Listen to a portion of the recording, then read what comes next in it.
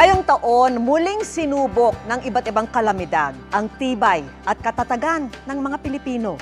Pero sa gitna ng lahat ng unos, laging nakaagapay ang GMA Kapuso Foundation sa paghahatid ng tulong. Kaya bago magtapos ang taon, magbalik na lang tayo sa mga naging proyekto ng Kapuso Foundation.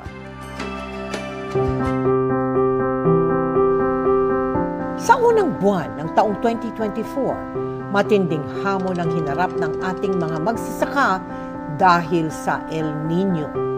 Ang GMA Kapuso Foundation agad na mahagi ng relief goods sa mga magsasakang naapektuhan ng tagtuyot.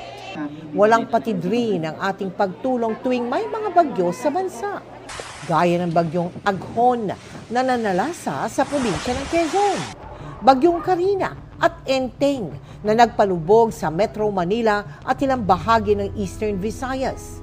Sa tulong ng Office of Civil Defense, lumipad tayo sakay ng C-130 para maghatid ng relief goods sa Batanes na napuruhan ng Super Typhoon Julian.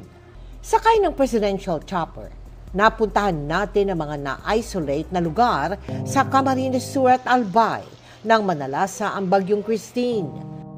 Kabi-kabila rin ang ating relief operation at feeding program noong kasagsagan ng bagyong Leon, Marce at Nika sa Cagayan Valley at Aurora. Pati sa Catanduanes na hinagupit na Super Typhoon Pepito. Andyan kayo, tumutulong palagi sa amin. Salamat po talaga sa inyo.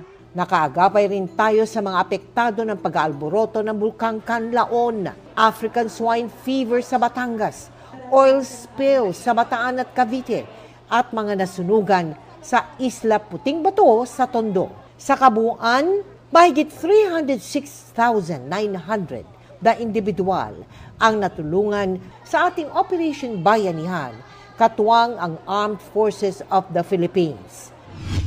Nakapagpatayo rin tayo ng Kapuso School sa Mangkayan at Bugyas sa Benguet. Bagong pag-asa rin ang hatid ng ating Sinong Kapuso Project sa Batanes. Nagsimula na rin ipatayo ang Kapuso Tulay sa Oriental Mindoro. Kumpletong gamit pang eskwela at hygiene kits naman ang hatid natin sa 60,000 na estudyante sa 25 probinsya. Ipinagamot din natin ang mga pasyenteng may iba't ibang kondisyon at nagsagawa ng mga medical mission at surgical outreach program. Namahagi rin tayo ng mga wheelchair, arm and hand prosthesis at eyeglasses. May libreng postiso din handog ng ating Ngiting Kapuso Project. Sa ating Sagip Dugtong Buhay Bloodletting Project, 5,952 blood bag ang ating nalikom. Naging matagumpay rin ang ating taunang celebrity ukay-ukay sa Noel Bazaar.